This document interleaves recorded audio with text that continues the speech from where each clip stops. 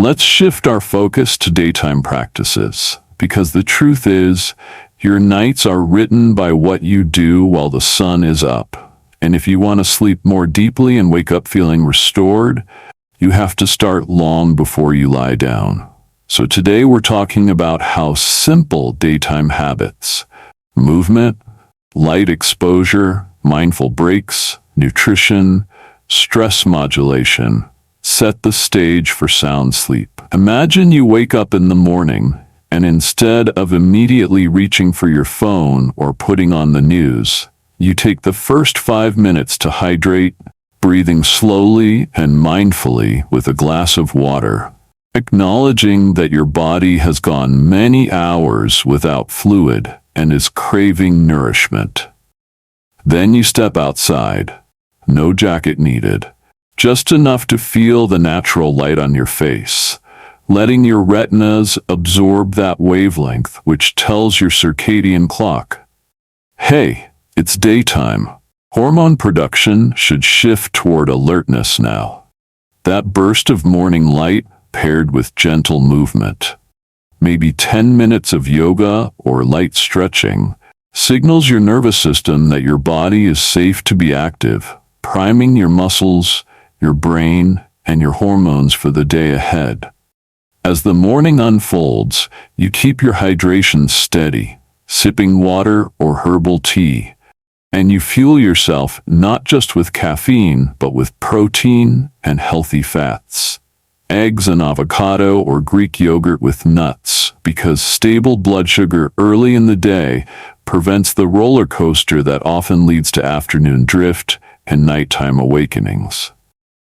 Pause every 90 minutes. Set a timer or weave natural cues into your tasks, and take a minute to stand, breathe, and scan your body. Notice tension in your shoulders, in your jaw, anywhere you're holding stress, and take 3 long exhales to invite that tension to soften. These micro breaks are not distractions. They're essential interventions that keep your nervous system from slipping into chronic fight or flight, which wrecks your sleep architecture later. At lunch, aim for a mixed plate of complex carbs and lean protein. Quinoa salad with salmon, sweet potato, and chickpeas, rather than a heavy, greasy meal that triggers sluggish digestion and late afternoon cortisol spikes. After lunch, get another dose of sunshine. Even 5 minutes looking at blue sky through a window helps reinforce your circadian rhythm. And if you can, take a brief walk outdoors. Late afternoon, if you need a pick-me-up, choose movement over coffee. A 10-minute bodyweight circuit or a brisk walk boosts your endorphins and resets your energy without adding more caffeine to your system. Then, as the day winds down, you cultivate calm productivity. Prioritize tasks so that by 2 hours before bed you're wrapping up major work, minimizing frustration. Practice a short gratitude check-in or brief journaling of wins and lessons, because positive reflection lowers evening cortisol. And enjoy a light, early dinner rich in magnesium and tryptophan, roasted vegetables with turkey or tofu and brown rice, to feed the raw materials for melatonin production overnight. Finally, in the hour before your wind-down chime, trade screens for conversation or a gentle hobby, sip herbal tea, and let these intentional daytime choices ripple into your night. By aligning your hydration, movement, light exposure, stress breaks, and nutrition with your sleep goals, you're building a seamless pipeline from dawn to dusk that culminates in deeper, more restorative slumber. And all of those midnight awakenings you once feared now become quiet celebrations of a body well cared for from morning until night. All right, so you've woken up in the middle of the night again. Your heart's pounding, your thoughts are racing, and you might feel frustrated or even angry at your body for interrupting your sleep. But now that you know this is a message, not a malfunction, Let's walk through how to respond with kindness and curiosity, turning that 2 a.m. wake-up into an opportunity for care rather than a late-night panic session. Imagine this. You open your eyes and immediately pause. You don't spring out of bed or grab your phone. Instead, you lie still for a moment, letting your body rest in place.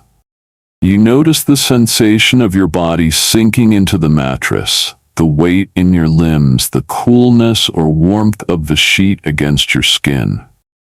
This initial pause, even if it's only a few seconds, moves you from reaction, where you might normally flail around or reach for the light, to observation, where you become a calm witness to your own experience. Next, shift your attention to your breath. You take a slow inhale through the nose for 4 counts, hold for 1, then exhale gently through the mouth for 6 counts. You repeat this 3 times, whispering softly to yourself, "I'm safe," or "It's okay, I'm here." That emphasis on the exhale sends a signal to your parasympathetic nervous system, your body's built-in rest and digest mode, telling it that it's safe to relax. You don't have to force the breath or try to control it perfectly. Just let it be slow and intentional. Each exhale releases tension. Each inhale invites calm. Once your heart rate feels a fraction slower, you guide yourself into a quick, gentle body scan.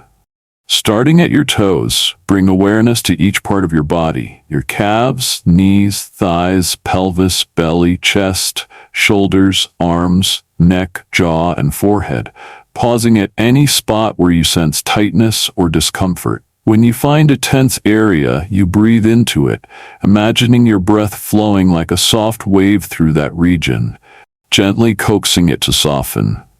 This isn't about forcing relaxation. It's about honoring what your body is telling you and offering it the invitation to let go. Now, after you've scanned and sighed out tension, ask yourself, what am I feeling right now? You wait with curiosity, without judgment. Maybe the answer is thirst. Maybe it's hunger. Maybe it's anxiety. Maybe it's grief. Whatever comes, you note it mentally, and then you respond practically. If it's thirst, you reach for a bottle of water placed on your nightstand and take a few small sips. If it's hunger, you eat a small handful of almonds or a piece of whole grain toast, something that stabilizes your blood sugar without jolting it. If it's anxiety or grief, you keep a small notebook by your bed. You pick it up and jot a few words, just the essence of what's on your mind. For example, feeling anxious about tomorrow's meeting or sad about that argument. You don't write paragraphs, you write a phrase. That act of acknowledging and offloading thoughts onto paper tells your brain, I'm listening to you, and I'll deal with this later. It closes the loop and prevents your mind from spiraling. If the issue is environmental, your room feels too bright, too loud, or too warm, you make micro adjustments. You might pull the blackout curtain a bit tighter or switch on a sleep mask. You lower the volume on your white noise machine or change to a gentler ambient track. You turn down the thermostat by a degree or 2. These slight changes can make a huge difference in your body's sense of safety. After responding, you return to your breath for 3 more cycles. Inhale for 4, hold for 1, exhale for 6. With no mantra this time, just the sound of your own breath and the gentle rise and fall of your chest. You notice how your body feels after addressing the signal. A hint of calm, a loosening of the jaw, a lowering of the shoulders.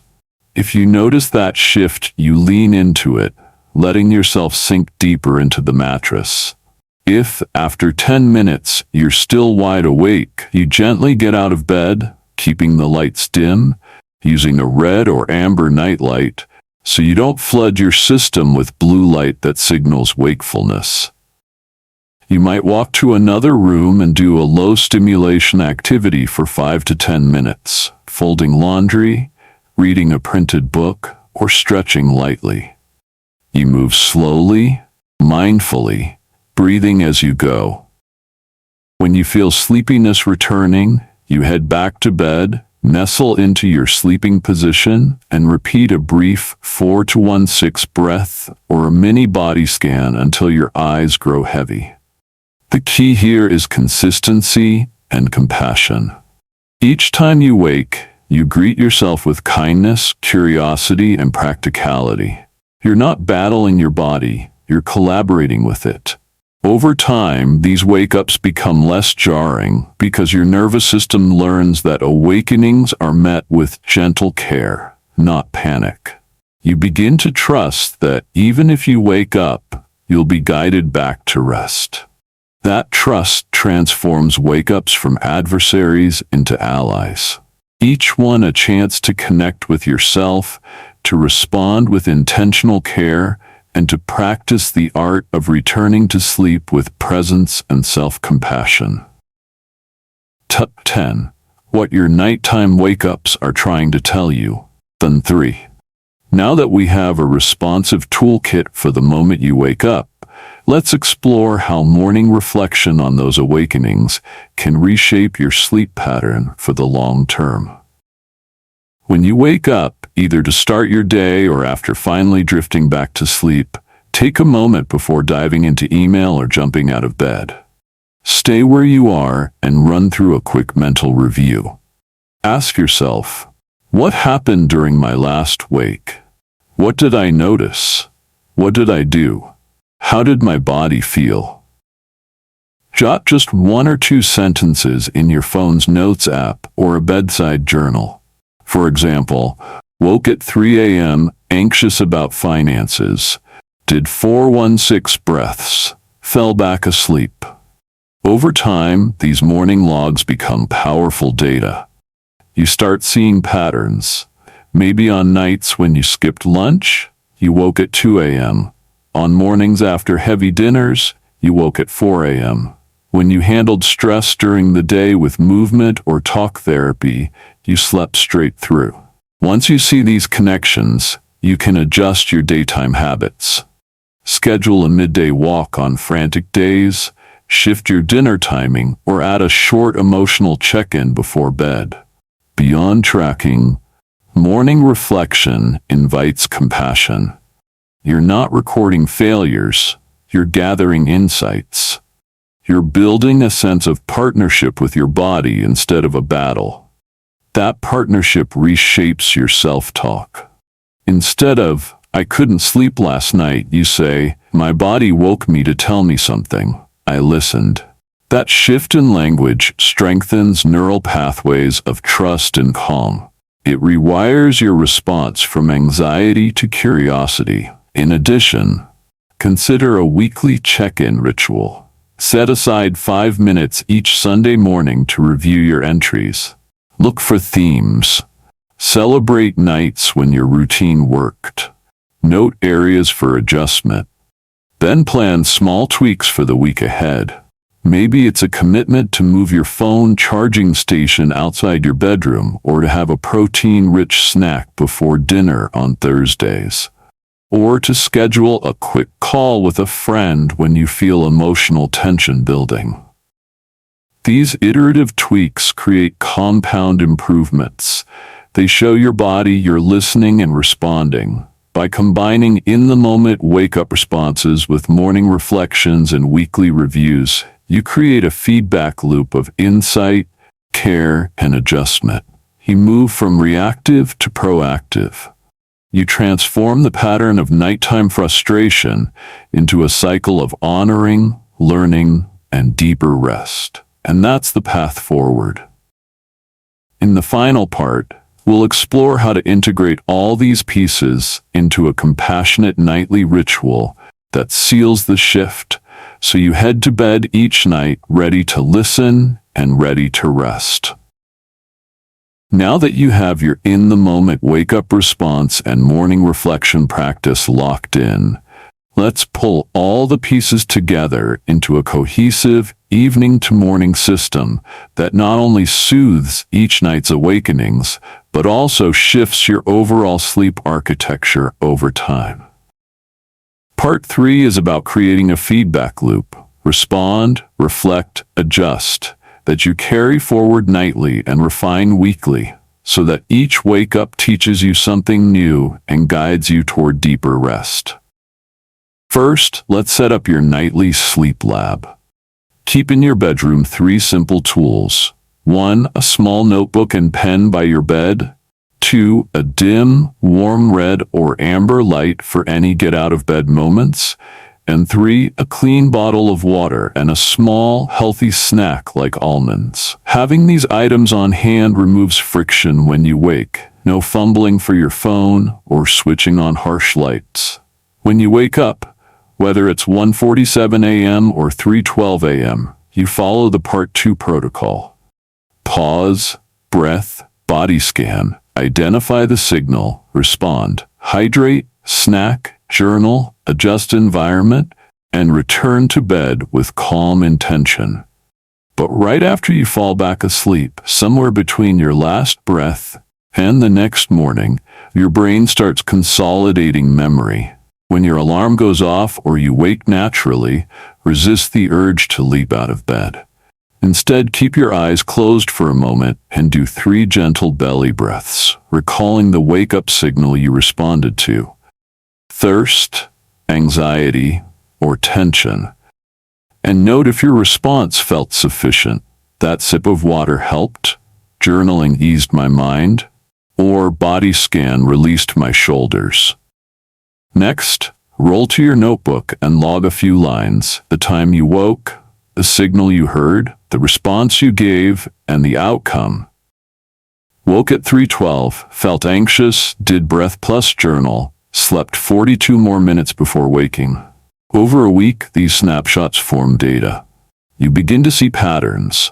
Perhaps most anxiety wake-ups happen after late-night screen time, or tension wake-ups spike after heavy lunches. That data informs small daytime tweaks, screen curfews, lighter meals, and extra midday stretch. Once a week, pick a consistent time, maybe Sunday evening, review your wake-up log. Chart your wake-up frequency and common signals. Ask, which responses work best? Which signals repeat? How did your sleep feel on nights you nursed your nervous system versus nights you battled it? Use these insights to refine both your nightly ritual and your daytime habits. For example, if you see you're consistently thirsty at night, increase daytime hydration or adjust evening snack composition. If you're waking with tension, add a few minutes of mindfulness before bed or shift your dinner earlier. This iterative loop, wake, respond, reflect in the AM, adjust weekly, reprograms your nervous system over time. You're not chasing elusive perfect sleep, you're collaborating with your body. You track, you learn, you adapt. Finally, cultivate a mindset of gentle experimentation. Treat each week as a mini research project. Tweak one variable at a time. Meal timing, light exposure, wind down duration, journaling depth. Observe the effects on your wake-ups and overall restfulness. Celebrate small wins. I woke one less time this week, or I felt significantly calmer at 4 a.m. And treat setbacks as data, not failures. By weaving together in-the-moment care, morning logging, and weekly refinement, you build a self-sustaining sleep ecosystem. Midnight wake-ups cease to be dreaded intrusions. They become guiding signals toward deeper self-understanding and rest. And that, more than anything, is the ultimate path to natural, restorative sleep. And here we are, wrapping up this entire conversation by weaving every tool, ritual, reflection, and adaptation into a single, sustainable practice you can carry with you through every month, every season, and every twist life throws your way. The secret to long-term change is not perfection, it's consistency. married to flexibility and compassion. So let's imagine how you live this out over the months ahead. First, keep honoring your wake-up protocol every time you stir. Pause, breathe, body scan, identify the message, respond kindly, adjust your environment, and drift back to sleep. Do this without judgment. Each repetition trains your nervous system that waking up doesn't mean catastrophe, it means care. Over time, you'll awaken less frequently and more lightly because your system trusts that even if you wake, you will be met with soothing support, not panic. Next, commit to your morning log as reliably as brushing your teeth. Before you even reach for your phone, take 3 deep breaths, scribble down the time you woke, what you felt, what you did, and how long until you slept again. This quick note-taking isn't busy work. It's data, and patterns reveal themselves only in the numbers. You'll start noticing, oh, I always wake around 3 a.m. when I skip dinner or eat too late. Or, my anxiety-driven wakings plummeted when I added that midday breath break. That intelligence empowers you to make micro-adjustments. Move your dinner earlier, swap your post-dinner scroll for a brief gratitude list. Tweak your hydration, so you're constantly preempting the signals your body sends. Then block out a weekly sleep clinic appointment with yourself. 10 or 15 minutes on Sunday evening or Monday morning to review your logs, celebrate small victories, and choose one variable to experiment with next week. Maybe you'll try swapping chamomile for valerian tea, or shifting your wind-down alarm by 15 minutes, or taking a short walk after dinner. You don't have to overhaul everything at once. Tiny, thoughtful tweaks compound into massive shifts over time. Life, of course, is never static. You'll travel, deadlines will pile up, children will fall ill, seasons will change, your body's needs will shift, and so should your practice. When you're on the road, translate your home rituals into travel-friendly versions. Pack your journal, keep a small bottle of water and almonds in your bag, use a travel-sized diffuser or calming playlist, and swap your guided body scan for a brief stretch in the hotel room. When stress spikes, lean more heavily on your emotional release phase. Give yourself extra minutes to brain dump heavier worries or call a friend for a quick vent. When daylight wanes in winter, emphasize your morning light ritual with a bright light lamp and move your wind down earlier so that you're not chasing a late sunset. Adaptability is the other half of consistency. You show up for yourself however your day or season looks. Another powerful element is community and accountability. Share your journey with someone you trust, swap insights, compare logs, and celebrate wins together. When you say to a friend, I noticed my 3 a.m. wake-ups dropped when I ate that magnesium-rich snack, you not only reinforce your own practice but also create a ripple of healing in someone else's life. Finally, wrap everything in self-compassion. Some nights you'll nail every step and glide through to morning. Others you'll wake repeatedly and feel frustrated. In those moments, treat yourself as you would a dear friend. Speak kindly, remind yourself you're human, and lean into your morning log to gently troubleshoot rather than berate. With this approach, consistent wake-up care, reliable logging, weekly refinement, adaptive flexibility, community support, and self-compassion, you transform midnight wake-ups from adversaries into allies, from battlegrounds into opportunities for deeper connection and healing. Over the long haul, you'll notice that your sleep becomes less about forcing rest and more about entering a trusted dialogue with your own body. And that is the real miracle. Not perfect sleep, but a life where your body's language of sleep is honored, your nights are peaceful, and your days are energized. Because you've become the attentive listener you always needed to be. And now, let's bring everything together into a seamless lifelong rhythm where your daytime choices and nighttime rituals are two sides of the same coin. Day informing night, night refining day, so that your body always knows you're listening and will respond in kind. First, remember that consistency is your foundation. Keep doing those morning light and movement rituals, the balanced meals, the micro breaks, the afternoon resets, and the evening wind down. You don't have to be perfect every day, but you show up anyway. And that cumulative practice trains your nervous system to anticipate rest as surely as it anticipates activity. Next, treat your weekly sleep clinic as sacred.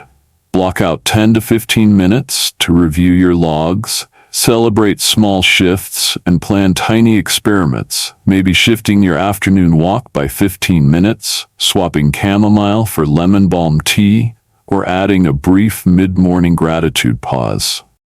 Those micro adjustments compound over weeks into massive improvements in sleep continuity and depth.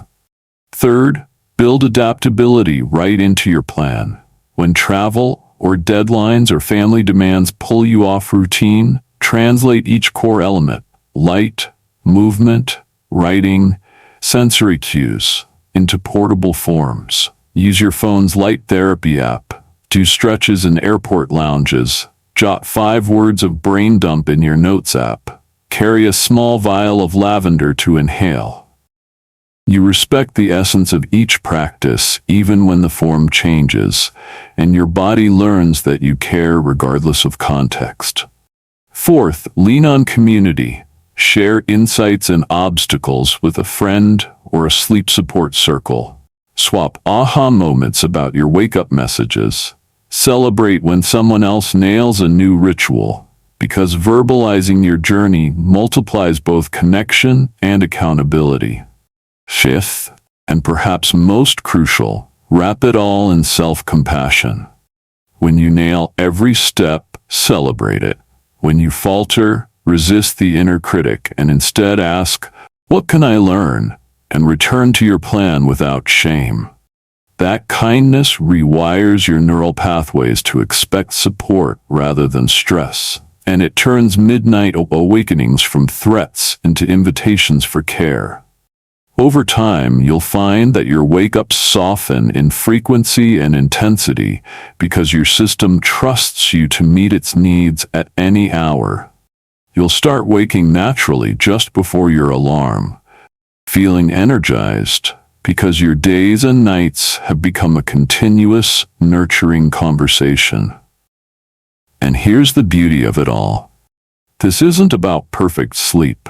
It's about a life where rest and wakefulness flow in harmony, where each daylight habit lays the groundwork for restorative night, and each nighttime ritual feeds the vitality of the next day. So take a moment right now, breathe in, exhale, and know that you're on a path of deep listening and compassionate response, one that turns every 2 a.m. wake-up into a moment of connection rather than conflict. That, my friend, is the essence of harnessing your daytime habits for better nights and honoring your body's language of sleep night after night, year after year.